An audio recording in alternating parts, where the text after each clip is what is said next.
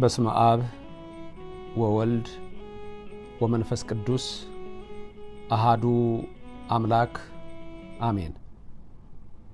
በመላው ዓለም የምትገኙ በክርስቶስ ክርስቲያን በወልድ ውሉዳን ተብላችሁ የተሰየማችሁ አእይንተ እግዚአብሔር አበው ካህናት አሃው ዲያቆናት የቤተ ክርስቲያን ጌጦቿ ምእመናን አባቶቼ እናቶቼ ወንድሞቼና እህቶቼ እግዚአብሔር አምላክ የሚወልዳችሁ ሕፃናት ጭምር ሰላም እግዚአብሔር ከሁላችን ጋር ይሁን። እንደምን አላችሁ? እኔ ደህና ነኝ። ለብዙ ጊዜያት አልተገናኘንም። አሁን ግን ረድኤተ እግዚአብሔርን አጋዥ በማድረግ በመብርሃን ምልጃ በመታገዝ ትምህርታችንን በየዕለቱ እንቀጥላለን። ሰማይን ምድርን የፈጠረ ኃያሉ አምላክ ለዚህ ቀን ያበቃን ለታላቁ ጻድቅ ለአባ ተክለ ሃይማኖትም ዕለት ያደረሰን እሱ እግዚአብሔር ምስጉን ይሁን። ኢትዮጵያ ሀገራችንን በዓይነ ምሕረቱ ይመልከትልን፣ መላውን ዓለም ሰላም ያድርግልን፣ የሞቱ ዘመዶቻችንን ሁሉ ያጽድቅልን፣ በደዌ ዳኛ ባልጋ ቁራኛ ተይዘው የሚማቅቁትን ሁሉ ይፈውስልን። በተለያየ ፈተና በተለያየ ችግር በተለያየ ውጥረት ውስጥ ላላችሁ ወገኖች ሁሉ እግዚአብሔር አምላክ እጁን ይላክላችሁ፣ የመብርሃንም ምልጃ አይለያችሁ። እግዚአብሔር አምላክ እንደፈቀደና እንደወደደ ዛሬ ካላወቁ አሁን ይወቁ በሚለው በተለመደው የመማሪያ መሰረታችን ዛሬ እንድንመለከተው የፈለኩት አቡነ ተክለ ሃይማኖት ክንፍ አላቸው ወይ? ካላቸውስ ምን አይነት ክንፍ ነው? የመጀመሪያው ድንገት ለማያምኑ ለካህዲያን ላልገባቸው ሰዎች ሊሆን ይችላል። ተክለ ሃይማኖት ክንፍ አላቸው ወይ የሚለው ጥያቄ ምን አይነት የሚለው ደግሞ ለክርስቲያኑ ለኦርቶዶክሱ አማኝ የሚሆን መልስ የሚሰጥ ነው። ሰው ለሰው አስተዋሽ ነው። ሰው ለሰው አሳሳቢ ነው። በልቡና የሚያሳድር በአእምሮ የሚቀርጽ የቃሉ ባለቤት ያው እግዚአብሔር የምትሰሙትን ሁሉ በልቡናችሁ ጽላት ይጻፍላችሁ። ለኔም ለምናገረው ማስተዋሉን ጥበቡን ሚስጥሩን እንዲያድለኝ ብርሃነ ዓለም ቅዱስ ጳውሎስ እንዳለ የቃሉን ደጅ እንዲከፍትልኝ ሁሉ ጊዜ በጸሎታችሁ አስቡኝ። እግዚአብሔር አምላካችን ስለ አንዱ ፈንታ 30 60 100 ፍሬ ያማረ ፍሬ እንድናፈራ በልቡናችን መልካም የሆነውን ነገር ሁሉ አስርጾ ካንደበታችንም መልካም ቃል እንድናወጣ አድርጎ የበጎ ነገር ሁሉ መገለጫ እንዲያደርገን የሱ የፈጣሪ አምላካችን ቅዱስ ፈቃድ ይደረግልን። የጻድቁ አባታችን የአቡነ ተክለ ሃይማኖት በረከታቸው በሁላችን ላይ ይደር። ጻድቁ አባት አባ ተክለ ሃይማኖት ክንፍ አላቸው ወይ? ካላቸውስ ምን አይነት ክንፍ? ሁለት ናቸው ጥያቄዎቻችን። ክንፍ አላቸው ወይ? ካላቸውስ ምን አይነት? የመጀመሪያው ለማያምኑ፣ ሁለተኛው ጥያቄ ለሚያምኑ። ለማያምኑ ሰዎች ክንፍ የላቸውም ብለው ስለሚሉ ያንን የምንመለከትበት ነው። ምን አይነት ክንፍ የሚለውን ደግሞ እነሱም ቢረዱት ደስ ይለኛል። በይበልጥ ደግሞ እኛ ኦርቶዶክሳውያን ማወቅ ይኖርብናል። ግን እውነት እስቲ አሁን ምን ታስባላችሁ? የጻድቁ የጸጋ ዘአብና የቅድስቲቱ የእግዚአብሔር ልጅ አቡነ ተክለ ሃይማኖት በቀን 3 ጊዜ እየወረዱ ደብረ ሊባኖስን የሚባርኩ ሌሎችንም ቅዱሳን ቦታ የሚባርኩ ኢትዮጵያን የሚባርኩ ዓለምን የሚባርኩ ከኢትዮጵያ አልፈው በሌሎች ዓለማት ሁሉ በተራዳኢነታቸው ስማቸው የሚጠራ መቅደስ የተሰራላቸው ጻድቁ አባ ተክለ ሃይማኖት ስለ ጽድቃቸው ምንም የምንነጋገረው ነገር የለም። ስለ ክንፋቸው ግን እንድናውቅ የምፈልገው ነገር ስላለ ነው። እና ምን አይነት ክንፍ ይመስላችኋል አባታችን ያላቸው? ለመጀመሪያ ብዙ ሰው ሁለቱንም በአንድ ላይ እንድንመለከተው በተለይ ይሄ ጸረ ቅዱሳን የሆነ እሳቤ ያለው ሰው ወይም ይሄ ቅዱሳንን የሚጠላ በመዝሙር 33 32 ላይ ለቅኖች ምስጋና ይገባል ብሎ ጻድቃንን የሚጠሉ ይጸጸታሉ የሚለው ያ ቃል የሚደርስባቸው በመዝሙር 30 ቁጥር 18 ላይ በድፍረት በትዕቢት በሽንገላ በቅዱሳን ላይ የሚናገሩ አንደበቶች ሁሉ ዲዳ ይሁኑ ብሎ ይህ መርገም የሚደርስባቸው ሰዎች የአባ ተክለ ሃይማኖትን ክብር ሲንቁ ስማቸውን ሲያጎድፉ መስማት በጣም በዚህ ዘመን የተለመደ ነው። በይበልጥ አባ ተክለ ሃይማኖትን የሚጠሉበት ምክንያት ምንድነው ስትሉ ኢትዮጵያን በትልቁ በመላው ዞረው ከሰበኩት ታላላቅ ቅዱሳን መካከል አንዱ በመሆናቸው ነው። ስለዚህ እስከ የትኛውም ስፍራ ድረስ የጻድቁ ስም ይጠራል። መልካም ተክለ ሃይማኖት አባታችን ያላቸው ክንፍ አላቸው ወይ? አዎ አላቸው። ባጭሩ መለስ ነው አላቸው። ምን አይነት ክንፍ ስንል አክናፍ ወይም ክንፍ ሚካኤል አለው ስንል ገብርኤል አለው ስንል የሚዳበስ ክንፍ አይደለም። አያችሁ የሚዳሰስ ክንፍ አይደለም። አንዳንዱ አሞራ አይቶ ጩልል አይቶ ወይ ትልልቅ እንትን አይቶ ክንፍ የሚለው ከዛ ከአዋፍ ጋር ስለሚገናኝበት በዛ አይነት መልክ ስዕል ላይ ስናይ እንደዛ የሚዳበስ አይደለም። ሚካኤል በመጀመሪያ የሚዳበስ አይደለም። ጥበቃው አይለያችሁ በክንፉ ጋሻ ይሆናችሁ። ገብርኤል የሚነካ አይደለም። አገልጋዮቹን የእሳት መናፍስት የሚያደርጋቸው ነው የሚለው። መላእክት እንዲናቸው ይላል ቅዱስ ጳውሎስም በረከቱ ይደርባችሁና በዕብራውያን መልእክቱ ምዕራፍ 1 ቁጥር 14 ላይ ሲናገር ስለ መላእክቱ ለማገዝ የሚላኩ የሚያገለግሉ መናፍስት አይደሉምን ይላል። ስለዚህ የሚዳሰስ አካል የላቸውም። ያ ክንፍ ግን መላእክት አላቸው ወይ? አዎ አላቸው። ለዚህ ነው በክንፉ እየበረረ መጣ። አንድ ሰው የሚመስል በክንፉ እየበረረ መጥቶ ዳበሰኝ። ዳንኤል የሚነግሩን ሕዝቅኤል ያዩአቸው እነዚህ በጠቅላላ ክንፍ አላቸው ቅዱሳን መላእክት። ቅዱሳን ደግሞ ወደ መላእክት ደረጃ ሲደርሱ ለምሳሌ አባ ተክለ ሃይማኖት ብዙ ጊዜ የተለመደ ንግግር ምን እንደምትሰሙት 25ኛ ሱራፊ የሚል ተሰማላችሁ። ምን ማለት ነው 25ኛ ሱራፊ? ሱራፊል የካህናት ወገን የሆኑ የመላእክት ክፍሎች ናቸው። ወይም ኢሳይያስ በምዕራፍ 6 እንደተመለከተው እግዚአብሔርን በረጅም ዙፋኑ ላይ ዘርፋፋ ቀሚሱን ለብሶ መቅደሱ በዕጣን ጢስ ተመልቶ በዙሪያው ሱራፌል ቆመው አንዱ ለአንዱ ቅዱስ ቅዱስ ቅዱስ እግዚአብሔር እያሉ በተባሪው ያመሰገኑት ሲመለከት እዛያቸው 6 ክንፍ ያላቸው ናቸው። በሁለት ክንፋቸው ፊታቸውን ይሸፍናሉ፣ በሁለት ክንፋቸው እግራቸውን ይሸፍናሉ፣ በሁለት ክንፋቸው ይበራሉ እያለ ይነግረናል። ራሱን የቻለ ሚስጥር ነው። ትምህርተ መስቀልም ነው፣ የመስቀል አምሳል ነው። ስለዚህ መላእክት ክንፍ አላቸው። እንዲም እንዳብሰው የምንነካው የምንጨብጠው የኔ ሰውነታውን እንዲህ እንደሚነካ እንዲህ እንደምትነኩት የነሱ የሚነካ አይደለም።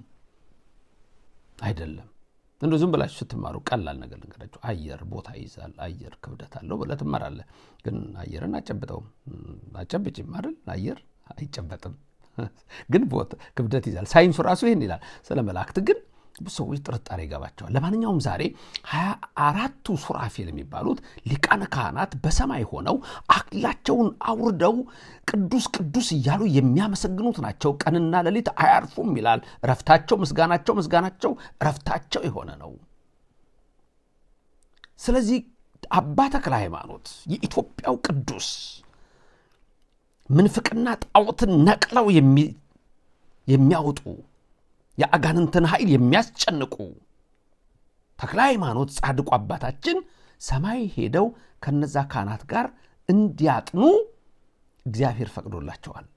ስለዚህ 25ኛ ሱራፊ የተባሉት ሰማይ ሄደው ስሉስ ቅዱስን በዛ ማዕጠንት ስላደረጉ ልክ በሰማይ ያለው መቅደስ ነው ምድር ላይ ያለው። ይሄ በመጽሐፍ ቅዱስ ውስጥ የምታዩት ነው። በኦርቶዶክስ ተዋሕዶ ቤተክርስቲያን መቅደሱ ከሰማይ የመጣ ነው። ቅዱስ ቅዱስ ከሰማይ የመጣ ነው። ምስጋናችን ከሰማይ ነው። ቅዳሴያችን ከሰማይ ነው። ቅዱስ ያሬድ ሰማይ ሄዶ ቋይቶ የመጣው ይሄን ቅዳሴ ነው። ዛሬ በቅድስት ርትዕት ተዋህዶ ቤተክርስቲያን የሚቀደሰው ቅዳሴ ሁሉ ከላይ ነው። መቅደሱ ራሱ አሰራሩ እንደዛ ነው። ዘጸአት 25:8 እና ቁጥር 9 ዘጸአት 25 ቁጥር 8 እና ቁጥር 9 ሙሴ እኔ እንደማሳይህ በሰማይ እንዳለው ማደሪያ እንደሱ አድርገህ እንድትሰራ ሁሉ ነገር ከላይ እንደ ዕቃው ምሳሌ አድርገህ እንድትሰራ ይላል። ስለዚህ በዚህ መንገድ ነው እና ቅዱስ ተክለ ሃይማኖት አባታችን ክንፍ አላቸው። ክንፉም ደግሞ ስንት እንደሆነ ታውቃላችሁ? ስንት ክንፍ ነው ያላቸው? 6 በቀኝ 3 በግራ 3 6 የጸጋ ክንፎች አላቸው አባ ተክለ ሃይማኖት። ብዙ ካህዲያን ማመን የማይፈልጉ ሰዎች የማይገባቸው ነገር ነው። እንዴት ክንፍ እንደዚህ አይነት ክንፍ እንዴት ተክለ ክንፍ አበቀለ እንደዚህ በሰውነቱ ክንፍ አበቀለ? እንደሱ አይደለም። ያ የጸጋ ክንፍ ነው። በመጀመሪያ ገና ይሄን እንድትረዱ የኦርቶዶክስ ልጆች አንድ ቀላል ጥያቄ ልጠይቃችሁ። እግዚአብሔር ክንፍ አለው የለውም? ቀላል ጥያቄ ነው አይደል? ከባድ ነው። እግዚአብሔር ክንፍ አለው የለውም? እስቲ ስትጸልዩ ላስታውሳችሁ። ለምሳሌ መዝሙር 90ን የማይጸልይ ሰው የለም። መዝሙር 90 ከመከራ የሚሰውር ጸሎት ነው። ዘያድር በረድኤተ ልዑል ወይነብር ተጽላሎቱ ለአምላከ ሰማይ ይብሎ ለእግዚአብሔር ምስካዬ ወጸወኔ አንተ እያለ ልበ አምላክ ዳዊት እግዚአብሔርን ያመሰግንበት ነው። ቁጥር 4 ላይ መዝሙር 90 በቅንፍ 91 ምን የሚል ቃል ነው የምታገኙት? በላባዎቹ ይጋርድሃል የሚል ቃል አለ። በክንፎቹም በታች ትተማመናለህ፣ እውነት እንደ ጋሻ ይከብብሃል ይላል። በላባዎቹ ይጋርድሃል ማንን ነው የሚናገረው? ስለ ልዑል ነው። ልዑል ማን ነው? እግዚአብሔር ነው። ዘያድር በረድኤተ ልዑል ነው የሚለው። ስለ እግዚአብሔር ነው የሚያወራው። ስለ እግዚአብሔር ሲያወራ መዝሙር 90 በቅንፍ 91 ቁጥር 4 በላባዎቹ ይጋርድሃል ይላል። ተመልከቱ፣ በላባዎቹ ይጋርድሃል። ላባ ማለት አዋፍ ያላቸው በክንፍ የሚሄዱ ያላቸው ነው። እግዚአብሔር ላባ አለው ብለን እንደው የሚዳሰስ ብለን ልናገር እንችላለን? ይሄ በፍጹም አይታሰብም። በክንፎቹም በታች ትተማመናለህ፣ በክንፎቹም በታች ትተማመኛለሽ፣ እውነት እንደ ጋሻ ይከባችኋል ይጋርዳችኋል ሲላችሁ በዛ ውስጥ የምትመለከቱት ምንድን ነው? ይሄ አይነት ክንፍ እግዚአብሔር ለቅዱሳኑ የሚሰጣቸው የክብር ነው። በሌላም በብዙ ስፍራ ላይ ልበ አምላክ ዳዊት ይናገራል። መዝሙር 16 ላይ አለ። በመዝሙር 16 ቁጥር 8 ላይ እንደውም እንደ አይን ብሌን ጠብቀኝ። እንዴት ደስ ይላል! እስቲ ከኔ ቀጥላችሁ ሁላችሁም ተናገሩ። እንደ አይን ብሌን ጠብቀኝ፣ በክንፎችህም ጥላ ሰውረኝ። መልካም፣ እንደ አይን ብሌን ጠብቀኝ፣ በክንፎችህ ጥላ ሰውረኝ። ተመልከቱ። ስለዚህ እግዚአብሔር በክንፎቹ ጥላ ይሰውራል ስንል የሚዳሰስ ክንፎች አሉት ማለት አይደለም ወገኖቼ። ስለዚህ በእነዚህ ውስጥ የምትመለከቱት እግዚአብሔር በክንፎቹ ጥላ ይሰውራል ይጋርዳል ስንል ያን መዝሙር 56 ቁጥር 1 ላይ ይሄን ቃል ማግኘት ትችላላችሁ። በተለይ ቅዱስ ዳዊት በጣም እየደጋገመ ይሄንን ቃል ይጠቀማል። የመጨረሻ በክንፎቹም አዘላቸው የሚለውን ቃል ልንገራችሁ።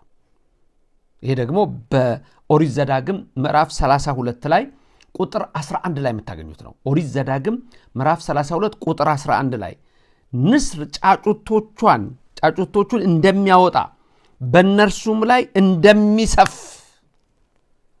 ክንፎቹን ዘርግቶ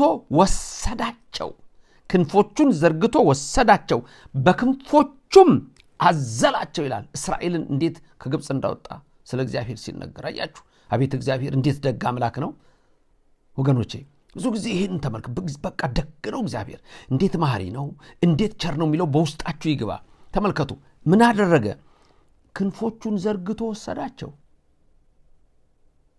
በክንፎቹም አዘላቸው፣ ከነዓን አገባቸው፣ እናንተንም ከመከራ አውጥቶ ወደምትወዱት ቅዱስ ስፍራ ሁሉ ይሰዳችሁ፣ በመንግስቱም ያስበን። ስለዚህ አባ ተክለ ሃይማኖት የጸጋ ክንፍ ተሰጥቷቸዋል ብለን በምንልበት ጊዜ እግዚአብሔር ጳውሎስ ሐዋርያ በሮሜ 8:26 ጀምሮ እንደሚናገረው የባህሪው ተካፋዮች አደረጋቸው እንደሚል የእግዚአብሔር ባህሪ አለ። የእግዚአብሔር ባህሪ በቃ በአንድ ቦታ አለመወሰን የእግዚአብሔር ባህሪ ነው። እግዚአብሔር በሁሉም ቦታ ነው። ይሄንን ክብር ለቅዱሳን ሰጥቷቸዋል። ይሄን ጸጋ ለቅዱሳን ይሰጣቸዋል። ከዛ ውስጥ አንዱ ያ የእግዚአብሔር ሰው አባ ተክለ ሃይማኖት ናቸው። ለእግዚአብሔር ያደሩ በሕይወታቸው ሁሉ እሱን ሲያመሰግኑ የኖሩ ጻድቁ አባት። ስለነዚህ እግዚአብሔር ሲናገር ያለውን በዚህ ልንገራችሁና የአባ ተክለ ሃይማኖትን የ6 የጸጋ ክንፍ በእናንተ ላይ ጋሻና ጥላ ያደርግላችሁ እግዚአብሔር። ምንድነው የሚለው? ኢሳይያስ ምዕራፍ 40 ቁጥር 31 ላይ ኢሳይያስ 40 ቁጥር 31 ስለና አባ ተክለ ሃይማኖት ስለሌሎችም ቅዱሳን ሲናገር እግዚአብሔርን በመተማመን የሚጠባበቁ ይላል። እግዚአብሔርን በመተማመን የሚጠባበቁ እነዚህ ቅዱሳን ናቸው። አንተም መሆን ትችላለህ፣ አንቺም መሆን ትችላለሽ። አቅማችሁ እናንተ ናችሁ የምታውቁት። ግን ለቅዱሳን ይሄ ጸጋ ተሰጥቷል፣ ለእናንተም ተሰጥቷል። ግን ሆኖ መገኘቱ ነው ትልቁ ነገር። ስለዚህ እግዚአብሔርን በመተማመን የሚጠባበቁ ግን ኃይላቸውን ያድሳሉ ወይ ያድሱ ውርዘቶሙ ይላል። እንደውም ኃይላቸውን ያድሳሉ። እንደውም ወደ ሁሌም እንደ ወጣት የታደሰ ሰውነት ይኖራቸዋል። ያንን ነው የሚናገረው። እርጅናቸው ሁሉ ይታደሳል ይላል። ስለዚህ እግዚአብሔርን በመተማመን የሚጠባበቁ ግን ኃይላቸውን ያድሳሉ። ኃይላቸውን ማደስ ብቻ አይደለም፣ እንደ ንስር በክንፍ ይበራሉ፣ ይወጣሉ። ተመልከቱ፣ እንደ ንስር በክንፍ ይወጣሉ። እነዚህ አባ ተክለ ሃይማኖት ናቸው። እነዚህ ተመልከቱ፣ ቅዱሳን ናቸው። ስለዚህ ዛሬ አባ ተክለ ሃይማኖት ክንፍ አላቸው ብለን ስንል የሚስቅ የዲያብሎስ የግብር ልጅ አልገባውም። ይሄ በማሾፍ ነው የሚሄደው። ያልገባው ሰው እኮ እንዴት ነው እስቲ ንገሩኝ፣ እንዴት ነው አባ ተክለ ሃይማኖት ክንፍ ያላቸው ብሎ ጥያቄ መጠየቅ ይችላል። ሲያሾፍ ሲቀልድ የምታዩት ግን የዲያብሎስ አንደበት የተሰጠው በዲያብሎስ ድድ የሚስቅ ነው። ከርኩሳን መናፍስት የተጋባ ነው። የእግዚአብሔር ነገር አይገባውም። ቅዱሳንን የሚጠሉ ይጸጸታሉ። ያ ተጸጻች ነው። በራእይ 16 ላይ እንደውም መላሳቸው በአፋቸው ውስጥ የሚበሰብሰውና የሚገማው ከመግማት አልፎ የሚሸተው ብሎ የሚናገረው እንደዚህ አይነት አንደበቶችን ነው። ምክንያቱም ማቴዎስ 10ን ተመልከቱት። ይገርፏችኋል፣ ያሰቃዩአችኋል፣ መከራ ያበዙባችኋል። እነዚያ ሰዎች ግን ፍርድ አለባቸው። ማቴዎስ 23 ንዩት ያስደነግጣል። ከመይብጽ አለእሌክሙ ደመ ኩሎሙ ጻድቃን ደመ አቤል ጻድቆም ደመ ዘካርያስ ወልደ በራክዩ ነው የሚለው። ከአቤል ደም ጀምሮ የፈሰሰው የጻድቅ ደም በዚህ ትውልድ ላይ ይደርሳል ነው የሚለው። ከዚህ መውጣት የታደለ ሰው ባህሪ ነው። በዚህ መንፈስ በተለያየ እምነት ሆናችሁ ድንገት ይህን ቃል የሰማችሁ ሰዎች አስደንጋጭ ነው ጥቅሱ። ዲዳ ይሁን ነው የሚለው። ስለዚህ አንደበታችሁን ማረምና የእግዚአብሔርን ነገር እንዴት መስማት እንዳለባችሁ ማስተዋል ይኖርባችኋል። እግዚአብሔርን በመተማመን የሚጠባበቁ ግን ኃይላቸውን ያድሳሉ፣ እንደ ንስር በክንፍ ይወጣሉ፣ ይበራሉ፣ ይሮጣሉ፣ አይታክቱም፣ ይሄዳሉ፣ አይደክሙም። ይሄ ነው ቃሉ። ኢሳይያስ 40 ቁጥር 31 እግዚአብሔርን በመተማመን የሚጠብቁ ግን ኃይላቸውን ያድሳሉ፣ እንደ ንስር በክንፍ ይወጣሉ፣ ወደ ላይ መጥቀው ይወጣሉ፣ ይሮጣሉ፣ ይበራሉ፣ አይታክቱም። መታከት የለም፣ አይሰለቹም፣ አይደክሙም፣ መድከም የለም። ይሄ የቅዱሳን ጸጋ ነው። የአባ ተክለ ሃይማኖት ክንፍ እንግዲህ ከዚህ ከኢሳይያስ ቃል ኪዳን አንዱ ነው። ኢሳይያስ 40 ቁጥር 31 የሚነግረን ይሄንን ነው። ስለዚህ አባ ተክለ ሃይማኖት ክንፍ አላቸው። 6 የጸጋ ክንፍ ከመከራ ይሰውራችሁ። በተክለ ሃይማኖት ላይ ያደረ የእግዚአብሔር መንፈስ እናንተንም ከክፉ ነገር ይሰውራችሁ። አባ ተክለ ሃይማኖት ሆይ ኢትዮጵያ ሀገርህን ተመልከት፣ ኢትዮጵያ ሀገርህን እይ። በረከት ይግባ። ጻድቁ አባታችን እኛንም ልጆችዎትን አይተውን። በረከቱ ረድኤቱ አሁን በሚሰሙት በሁሉ ላይ ይደር። 22 ዓመት በአንድ እግራቸው የጸለዩት የአባ ተክለ ሃይማኖት ጸሎት በእናንተ አሁን በሰማችሁት ሁሉ ላይ አድሮ ይኖር። በምንፍቅና ሕይወት በተሳሳተ ጎዳና የሄዳችሁ ተመለሱ፣ ንስሐም ግቡ፣ የቅዱሳንን ክብር እወቁ። እግዚአብሔር በቅዱሳኑ ላይ ክብር አለው። ይህን ጸጋ የሰጣቸው እግዚአብሔር ነው። ይህን ጸጋ የሰጣቸው ኢየሱስ ክርስቶስ ነው። በዚህ ጸጋ መሰረት ተዋህዶ ርትዕት ሃይማኖት ኦርቶዶክስ ሁልጊዜ ለቅዱሳን ክብር ትሰጣለች። እግዚአብሔር ያከበራቸውን ታከብራለች። እግዚአብሔር የሚነቀውን ሰይጣን ትነቃለች። የሰማነውን በልቡናችን ያሳድር። በዓሉ ባለ ተፍሲት ወሐሴት ይሁንልን። ሀገራችን ኢትዮጵያ በዓይነ ምሕረቱ ይመልከትልን። ድንግል ማርያም በቀኝ በግራ ትቁምላችሁ፣ ከፊት ትምራችሁ፣ ከኋላ ትከተላችሁ። በልቡናችን ከልጇ ጋር ነግሳ ለዘላለም ትኑር። አነሳስቶ ላስጀመረን አስጀምሮም ላስፈጸመን ኃያሉ አምላክ ክብር ምስጋና ይድረሰው። አሜን። ልዑል እግዚአብሔር ይባርካችሁ፣ ፊቱንም ያብራላችሁ። በነገው ሰዓት እንድንገናኝ የአምላክ ፈቃድ ይሁን። ሰላም ሁኑልኝ።